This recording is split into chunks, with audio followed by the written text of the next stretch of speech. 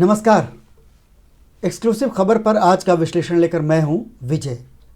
60 साल तक देश की सत्ता चलाने वाली कांग्रेस को भी नरेंद्र मोदी की 11 साल की सत्ता ने कई सबक सिखा दिए हैं। पूरा देश तो हैरान है ही, राजनीति की लहरों को पढ़ने वाले भी अचंभित हैं। इन सब के बीच पूरी भारतीय जनता पार्टी और राष्ट्रीय स्वयंसेवक संघ भी अजीब सी मनस्थिति में है। वैसे तो उसे खुश होना चाहिए, लेकिन नरेंद्र मोदी की सियासत को वो भी बहुत अचंभे से देख रहे हैं। कौन? राष्ट्रीय स्वयंसेवक संघ। अचंभा इस बात का है कि एक प्रचारक के रूप में नरेंद्र मोदी आरएसएस के एजेंडे को पूरा करने के लिए क्या तौर तरीके अपना रहे हैं। अचंभा ये भी है कि सत्ता की हर डोर को अपने हाथों में समेट कर रखने वाले नरेंद्र मोदी ने किस तरह एक प्रधानमंत्री के तौर पर आरएसएस से भी बड़ा कद बना लेने की छवि तैयार कर ली है। क्योंकि संघ प्रधानमंत्री अटल बिहारी वाजपेयी को भी देख चुका है, उप प्रधानमंत्री लालकृष्ण आडवाणी को भी देख चुका है, लेकिन ना ही किसी के तौर तरीकों ने कभी संघ को चुनौती दी, ना ही संघ को कभी अपने किसी प्रचारक से डील करने की जरूरत पड़ी। अपने सबसे बड़े पोस्टर बॉय आडवाणी को संघ ने ही किनारे लगा दिया और आडवाणी कुछ नहीं कर सके। बाद में नरेंद्र मोदी ने आडवाणी और मुरली मनोहर जोशी जैसे खांटी स्वयंसेवकों और भारतीय जनता पार्टी की पहचान रहे चेहरों को भी मार्गदर्शक मंडल के जरिए हाशिए पर डाल दिया और संघ इस व्यवस्था का हवाला देकर चेहरा बचाता रहा। अगर वो व्यवस्था थी तो क्या अब वो व्यवस्था बदलने वाली है? क्या बीजेपी के अध्यक्ष पद और प्रधानमंत्री की कुर्सी के बीच कोई डील हो गई है? आज आपको इस डील का सरप्राइज एलिमेंट हम बताएंगे, आपके सामने पेश करेंगे। बीजेपी के नए अध्यक्ष को लेकर सबसे प्रमुख संभावित चेहरे से पर्दा भी उठाएंगे। ये वो चेहरा हो सकता है जिसे आप जानते तो हैं, बहुत अच्छी तरह से जानते हैं, लेकिन जिसका नाम आपने फिलहाल चर्चा में नहीं सुना होगा। यह नाम भी उस डील का हिस्सा हो सकता है। आरएसएस के गढ़ नागपुर से ऐसे एक नहीं कई बयान आ रहे हैं जो सरसंघ चालक मोहन भागवत और प्रधानमंत्री मोदी के बीच किसी बड़ी डील का इशारा करते हैं। ये डील ही सबसे बड़ा अचंभा है। वैसे तो ये सुनकर ही हैरानी होती है कि संघ को अपने एक प्रचारक प्रधानमंत्री से डील करनी पड़ रही है। संघ के करीबी नेताओं के ही बयान जिस डील का इशारा दे रहे हैं, उस डील में आखिर है क्या? भागवत जी और मोदी जी के बीच क्या तय हुआ है? क्या इस डील में अपने ही बनाए अलिखित नियम की धज्जियां उड़ाने की भूमिका है? क्या यह डील भारतीय जनता पार्टी के नए अध्यक्ष तक ही सीमित है, या इससे भी बड़ी कोई बात छिपी हुई है जो सिर्फ सत्ता और बीजेपी को नहीं, पूरे देश का मिजाज बदल देगी? वक्फ बोर्ड संशोधन बिल भी क्या उसी डील का हिस्सा है? क्योंकि कांग्रेस सांसद गौरव गोगोई ने संसद में कहा कि ये बिल पहली बार 2024 के आखिरी महीनों में लाया गया, जबकि साल 2023 में माइनॉरिटी अफेयर कमेटी की 4 बैठकें हुईं, लेकिन किसी भी मीटिंग में वक्फ बोर्ड संशोधन विधेयक की बात नहीं हुई। फिर ये विधेयक कहां से आया? गौरव गोगोई ने सरकार से अल्पसंख्यक मामलों की उस समिति की बैठकों के मिनट्स, यानी बैठक में जो भी चर्चा हुई, उसका लेखा जोखा संसद में रखने की मांग भी की।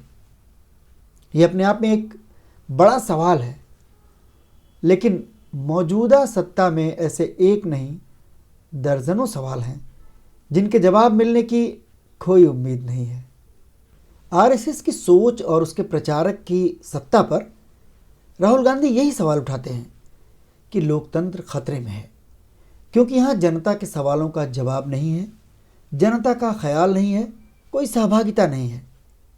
लेकिन आज हम राहुल गांधी के इन सवालों की बात नहीं कर रहे, बल्कि संघ मुख्यालय जिस जगह मौजूद है उस नागपुर से निकले संघ के प्रिय बीजेपी नेताओं के बयानों की हम बात कर रहे हैं।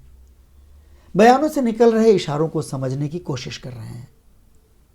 महाराष्ट्र के मुख्यमंत्री देवेंद्र फडणवीस ने कहा है कि 2029 में भी देश नरेंद्र मोदी को ही प्रधानमंत्री के रूप में देखेगा। यह बात फडणवीस ने सोमवार को मीडिया से कही, यानी संघ मुख्यालय में सरसंघ चालक मोहन भागवत जी और नरेंद्र मोदी की मुलाकात के बाद। अब यह बताने की जरूरत नहीं है कि देवेंद्र फडणवीस दिल्ली की गुजरात लॉबी की मर्जी से नहीं, आरएसएस की मर्जी से मुख्यमंत्री की कुर्सी पर बैठे हैं। गुजरात लॉबी से भी उनके रिश्ते जग जाहिर हैं और संघ के भरोसेमंद होने की वजह से फडणवीस का नाम नरेंद्र मोदी के उत्तराधिकारी के तौर पर और बीजेपी के अध्यक्ष पद के लिए भी चर्चा में आता रहता है। हालांकि हमारे सरप्राइज एलिमेंट फडणवीस साहब नहीं हैं। सरप्राइज एलिमेंट पर आने से पहले चलिए नागपुर के ही एक और बीजेपी नेता के बयान को परख लिया जाए। महाराष्ट्र बीजेपी के अध्यक्ष और देवेंद्र फडणवीस सरकार में मंत्री चंद्रशेखर बावनकुले ने कहा कि हमारे यहाँ तो 75 साल बाद रिटायर होने का कोई नियम ही नहीं है। बावनकुले जी ने अटल बिहारी वाजपेयी और मोरारजी देसाई जैसे प्रधानमंत्रियों का उदाहरण भी दिया और कहा कि प्रधानमंत्री मोदी को कुर्सी पर जनता ने बिठाया है, जनता की जब तक इच्छा होगी मोदी जी प्रधानमंत्री बने रहेंगे। बीजेपी प्रदेश अध्यक्ष ने ये बात भागवत और मोदी की नागपुर में मुलाकात के बाद मीडिया से भी बोली और ये सारी बातें शायद बहुत से लोगों को हैरान भी ना करें, क्योंकि मोदी जी 75 साल की उम्र पूरी होने पर अपनी मर्जी से प्रधानमंत्री की कुर्सी छोड़ देंगे, इस पर शायद उन्हें कभी भी यकीन नहीं था। लेकिन डील का असली सरप्राइज ये है भी नहीं, तो फिर सरप्राइज है क्या? चलिए वो भी अब जान लीजिए। जिस तरह के संकेत मिल रहे हैं कि भारतीय जनता पार्टी का नया अध्यक्ष पुराना आजमाया हुआ नेता है, सरकार और संगठन दोनों का अच्छा अनुभव उस नेता के पास है और नरेंद्र मोदी को भी उसके नाम पर ऐतराज नहीं होगा। अगर इन पैरामीटर्स पर आप आज नरेंद्र मोदी के इर्द गिर्द नज़र दौड़ाएंगे तो आपको 2-3 चेहरे दिखाई देंगे, जैसे शिवराज सिंह चौहान, मनोहर लाल खट्टर। लेकिन जैसा कि हमने कहा है कि वो नाम हाल फिलहाल अध्यक्ष पद की चर्चा से दूर ही है। अब आप धर्मेंद्र प्रधान और भूपेंद्र यादव का नाम भी सोच सकते हैं। वसुंधरा राजे भी इस कड़ी में प्रबल दावेदार हैं। संजय जोशी संगठन के माहिर तो हैं, लेकिन सरकार चलाने के अनुभव की बात उनके साथ फिट नहीं बैठती। तो अब आप एक और नाम के बारे में सोचिए। वो आरएसएस के विश्वास पात्र हैं, भारतीय जनता पार्टी के राष्ट्रीय अध्यक्ष भी रह चुके हैं, प्रदेश की सत्ता भी संभाल चुके हैं, देश के गृह मंत्री रह चुके हैं और मौजूदा समय में देश के रक्षा मंत्री हैं। मोदी जी के बाद सरकार में नंबर 2 माने जाते हैं। हालांकि इस पोजीशन पर अमित शाह का स्वयंभू दावा है, लेकिन असल में वो राजनाथ सिंह ही हैं। मोदी कैबिनेट की लिस्ट कभी आप फुर्सत में गूगल कीजिएगा तो प्रधानमंत्री नरेंद्र मोदी के बाद आपको सबसे पहला नाम राजनाथ सिंह का ही मिलेगा। राजनाथ सिंह बीजेपी के राष्ट्रीय अध्यक्ष 2 बार रह चुके हैं। पहली बार साल 2005 से 2009 के बीच और फिर साल 2013 से 2014 तक। राजनाथ सिंह ही वो शख्स हैं जिन्होंने नरेंद्र मोदी को प्रधानमंत्री पद के लिए उम्मीदवार घोषित किया था। हालांकि प्रधानमंत्री बनने के बाद नरेंद्र मोदी ने राजनाथ सिंह को भी हाशिए पर डालने में कोई कोर कसर नहीं छोड़ी। बताया जाता है कि राजनाथ सिंह ने पिछले 11 साल की मोदी सत्ता में काफ़ी अपमान भी सहा है। पहले टर्म में मोदी ने उन्हें गृहमंत्री ज़रूर बनाया, लेकिन उनके मंत्रालय के कई बड़े फैसलों की जानकारी राजनाथ सिंह से भी पहले उनके उस वक्त के जूनियर राज्य मंत्री किरण रिजिजू को होती थी, क्योंकि रिजिजू मोदी जी के ज़्यादा करीब हैं। दूसरे और तीसरे टर्म में उन्हें रक्षा मंत्रालय दिया गया, लेकिन उनके मंत्रालय के सारे फैसले नरेंद्र मोदी खुद करते हैं।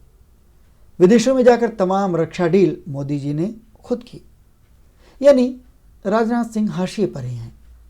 ऐसे में पूरी संभावना है कि बीजेपी के नए राष्ट्रीय अध्यक्ष पद पर आरएसएस प्रमुख मोहन भागवत ने जो नाम फाइनल किया है वो राजनाथ सिंह का हो सकता है।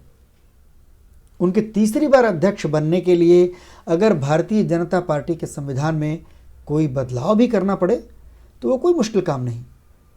वैसे भी पार्टी अध्यक्ष पद पर नियुक्ति के मामले में सभी राजनीतिक दल एक जैसे ही हैं। बीजेपी में तो आज तक कभी चुनाव हुआ ही नहीं। बीजेपी नेता इसे अनुशासन और सर्वसम्मति का हवाला देते हैं, लेकिन हकीकत यही है कि पिछले 10 साल से मोदी जी एक नाम तय कर देते हैं और संघ उस पर मुहर लगा देता है, चाहे वो अमित शाह रहे हों या जेपी नड्डा। पहले भी इसी तरह होता आया है। इस बार संभवतः संघ ने नाम तय किया और मोदी जी ने उस पर मुहर लगाई। बदले में प्रधानमंत्री की कुर्सी पर अपना एक्सटेंशन भी तय कर लिया, जैसा कि डील को लेकर चर्चा है। अब अगर राजनाथ सिंह ही बीजेपी के अध्यक्ष बनते हैं तो एक संभावना और दिखती है जो डील का ही हिस्सा हो सकती है।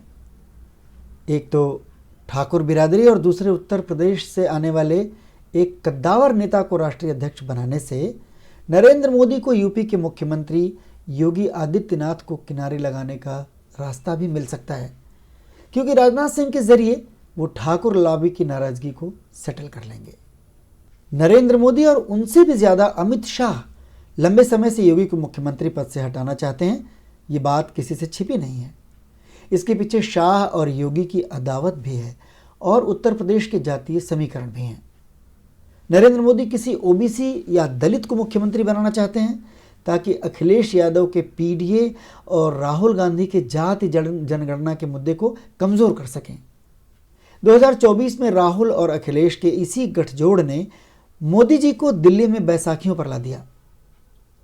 यहां तक कि प्रभु श्री राम की नगरी अयोध्या भी उनके हाथ से निकल गई। यूपी के नए मुख्यमंत्री के लिए कई नाम चर्चा में भी आ चुके हैं। आप उन्हें पढ़ सुन भी रहे होंगे। अब मोदी जी की मंशा योगी जी को दिल्ली में कोई मंत्रालय देकर एडजस्ट करने की है, यह भी आपने सुना होगा। और योगी आदित्यनाथ भी इस बात को समझ रहे हैं। इसीलिए योगी बाबा इन दिनों मीडिया के सामने दिल्ली की जगह गोरखपुर वापसी की पसंद को खुलेआम जाहिर कर रहे हैं। योगी जी हिंदुत्व की आकाशगंगा में मोदी के बाद सबसे चमकदार सितारे बन चुके हैं। जब अगले पीएम के तौर पर योगी का नाम का डंका बज रहा हो तो योगी भला दिल्ली जाकर हाशिए पर रहने के लिए क्यों राजी होंगे। लेकिन फर्ज कीजिए अगर ऐसा होता है, हालांकि ये अगर बहुत बड़ा है, अगर ऐसा हो भी जाता है तो प्रधानमंत्री पद के लिए अमित शाह की लाइन क्लियर हो जाएगी। यह भी काफ़ी कठिन दिखाई दे रहा है। अगर संघ योगी आदित्यनाथ को मोदी की राह से हटाने को तैयार हुआ तो मोदी को भी प्रधानमंत्री की कुर्सी से अमित शाह को किनारे रखने का भरोसा देना पड़ा होगा। इस बात की पूरी संभावना है, क्योंकि माना यही जाता है कि अमित शाह कभी भी आरएसएस को पसंद नहीं रहे हैं। उनकी बीजेपी अध्यक्ष पद पर या गृहमंत्री पद पर ताजपोशी सिर्फ नरेंद्र मोदी की वजह से हुई। लेकिन अब जैसे कि चर्चा है, नरेंद्र मोदी खुद एक डील के भरोसे प्रधानमंत्री पद पर बने रहने वाले हैं, तो अब वो अमित शाह को लेकर कोई जिद करेंगे ऐसा लगता नहीं। यानी वक्फ बिल के पीछे नरेंद्र मोदी की सिर्फ अपनी बैसाखियों यानी नीतीश कुमार और चंद्रबाबू नायडू से ही डील नहीं हुई। लगता तो यह है कि इस बिल के आसरे उन्होंने आरएसएस प्रमुख के साथ अपने भी कई मसले हल कर लिए हैं। हालांकि सियासत बहुत परिवर्तनशील और सत्ता बहुत बेरहम होती है। आखिरी क्षण तक कुछ का कुछ हो सकता है।